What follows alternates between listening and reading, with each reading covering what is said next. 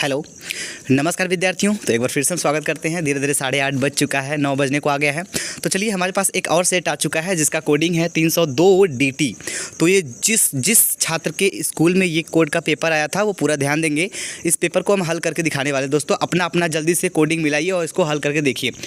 तो देखिए, ये जो पेपर है इसमें आपका जो विकल्पी है पहला दिया गया है। क्या पहला क्वेश्चन आपके सामने दिया गया है, खंड क में खड़ी बोली की प्रथम गद्य रचना किसे माना जाता है।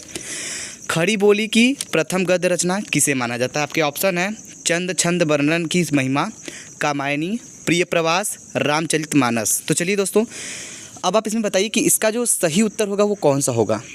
ठीक है, तो इसका जो सही उत्तर हम आपको बता दिए, अपना मिला लीजिएगा। इसका जो क वाला जो ऑप्शन है इसका पहला उत्तर सही होगा, यानी कि कौन सा, चंद छंद वर्णन की महिमा। तो ये आपका सही है, तो उसको टिक कर लीजिए।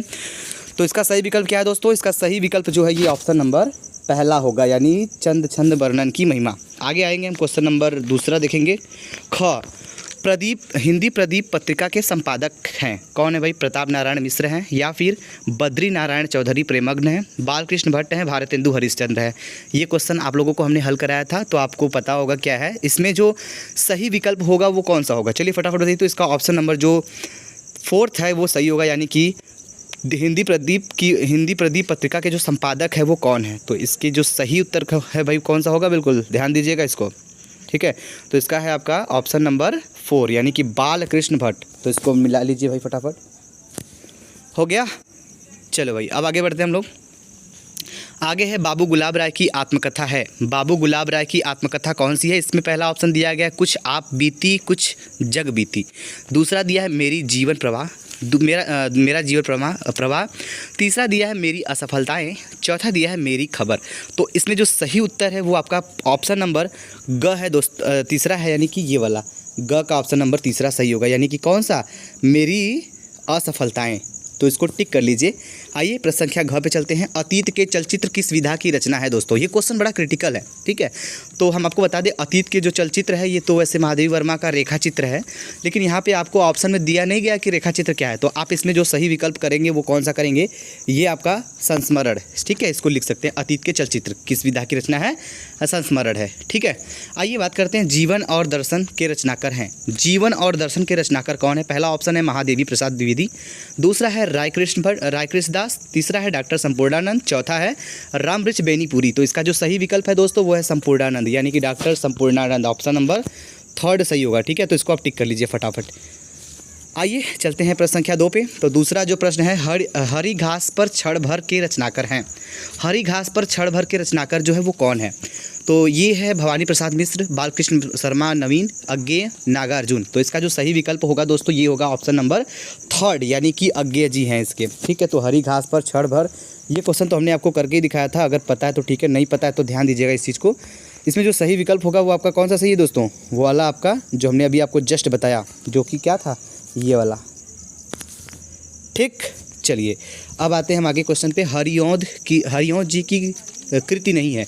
तो इसमें से हरिऔध जी की कृति कौन सी है, यानी रचना कौन सी नहीं है।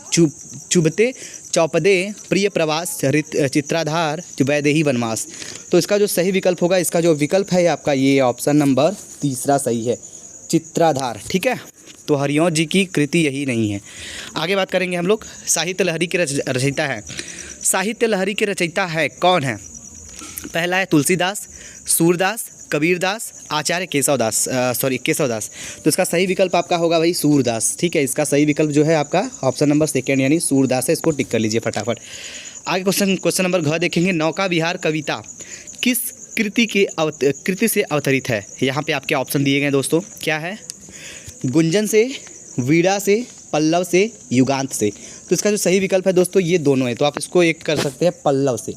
ऑप्शन नंबर 3 आपका सही होगा। ठीक है, आइए देखते हैं क्वेश्चन नंबर अंग। बहुत ही ज़बरदस्त क्वेश्चन है, इसको ध्यान समझिएगा। दूसरा सप्तक के कवि कौन है। रामविलास शर्मा, गिरजा कुमार माथुर, केदारनाथ सिंह, भवानी प्रसाद मिश्र। तो इसका जो सही विकल्प होगा दोस्तों, इसका जो ऑप्शन नंबर ये 4 है, ये आपका सही है। तो आप इसको टिक कर लीजिए, जो कि ऑप्शन नंबर 4 है। देखिए यहाँ ध्यान दीजिएगा। ठीक है, चलिए, तो भवानी प्रसाद मिश्र उम्मीद करेंगे आपको ये सारा क्वेश्चन समझ में आ गया होगा। तो ये 10 नंबर के क्वेश्चन आप यहाँ पे मिला सकते हैं कि क्या आपने सही किया और क्या आपने गलत किया है। अगर आपको कोई डाउट है तो आप हमें कमेंट सेक्शन में कमेंट करिएगा। अगर आपका भी कोई क्वेश्चन पेपर है तो आप हमें कमेंट सेक्शन में बताइएगा, उसकी कोडिंग बताइएगा, हम उस कोड के पेपर को हल करके आपको अपलोड कर देंगे, आप उसको मिला सकते हैं। ठीक है, चलिए इंतजार करिए, अभी एक और कोडिंग की पेपर आई हुई मेरे पास, हम उसको भी अपलोड कर रहे हैं। इंतजार करिए कुछ देर में, हम आपको मिलते हैं नेक्स्ट वीडियो में। जय हिंद, जय भारत।